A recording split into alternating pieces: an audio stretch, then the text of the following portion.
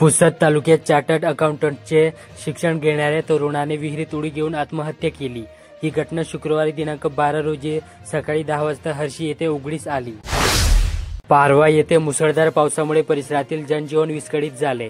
पारवा येथे गावाला लागून असलेल्या नाल्याला पूर आल्याने काही घरांमध्ये पाणी शिरले, त्यामुळे नागरिकांची तारांबळ उडाली होती। कळंब येथे मागील काही दिवसांपासून सतत पाऊस पडत आहे, त्यातच हिरव्या मिरचीची बाजारामध्ये आवक वाढली। मिरची उत्पादनाचा तर सोळा तोळायचा खर्चही निघत नसल्यामुळे शेतकरी वर्ग संकटात सापडला। दारवा येथे राज्य शासनाने मराठा समाजातील काही व्यक्ती मराठा कुणबी समाजाशी जोडून त्यांना ओबीसी प्रमाणपत्र मिळवून देण्याचा मार्ग मोकळा करणारा निर्णय घेतला।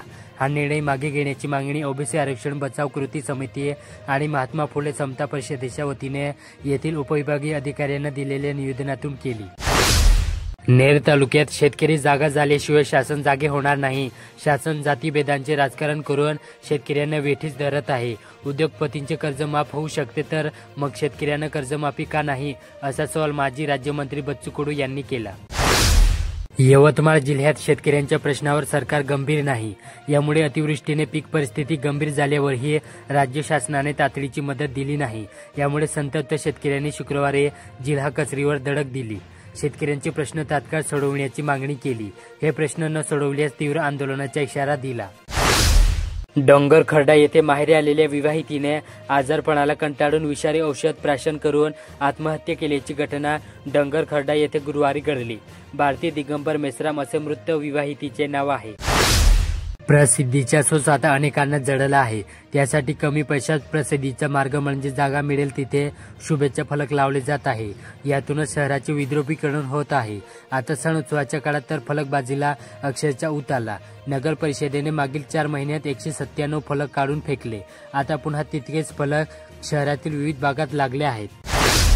कळंब येथे जिल्हा परिषदेने 1700 शिक्षकांच्या जिल्हाअंतर्गत बदल्या केल्या आहेत। त्यामुळे आवडत्या शिक्षकांना गमावण्याची वेळ अनेक विद्यार्थ्यांवर आली। अशाच दुखावलेल्या सुकळी येथील विद्यार्थ्यांनी शुक्रवारी शाळेपुढेच आंदोलन सुरू केले। आंदोलन मंडपातच ते दिवसभर दप्तर घेऊन अभ्यास करीत बसले होते। वणी येथे महसूल विभागाच्या कणा मानले जाणारे महसूल सेवकांना चतुर्थ श्रेणी कर्मचाऱ्यांचा दर्जा देण्यात यावा, या मागणीसाठी 13 सप्टेंबर पासून नागपूर येथे बेमुदत आंदोलन करण्याचा इशारा महसूल सेवकांनी तहसीलदारांना दिलेल्या निवेदनातून दिला।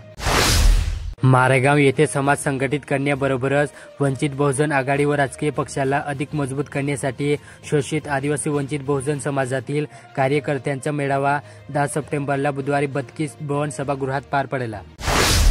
मारेगाव येथे शालेय जीवनातील गुरूंना व सवंगड यांना तब्बल 35 वर्षांनंतर भेटण्याची संधी येथील महात्मा ज्योतिबा फुले विद्यालयाच्या 1990च्या बॅचच्या विद्यार्थ्यांना स्नेहमिलन सोहळ्याच्या निमित्ताने मिळाली।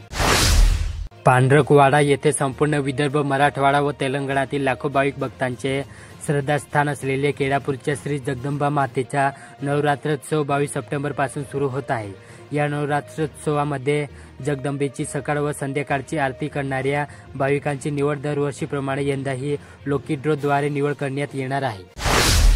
शासनाकडून आधारभूत किंमत MSP खरेदी योजनेअंतर्गत शेतकऱ्यांच्या विविध पिकांची खरेदी केली जाते। मात्र सरकारला हमीभावाने शेतमाल विकण्यासाठी शेतकऱ्यांना ऑनलाईन नोंदणी तसेच ई-पीक पाहणी करणे अत्यावश्यक आहे। डाडकी येथे शाळेत जाताना एक विद्यार्थी शुक्रवारी सकाळी पाणी साचून असलेल्या खड्ड्यात पडला।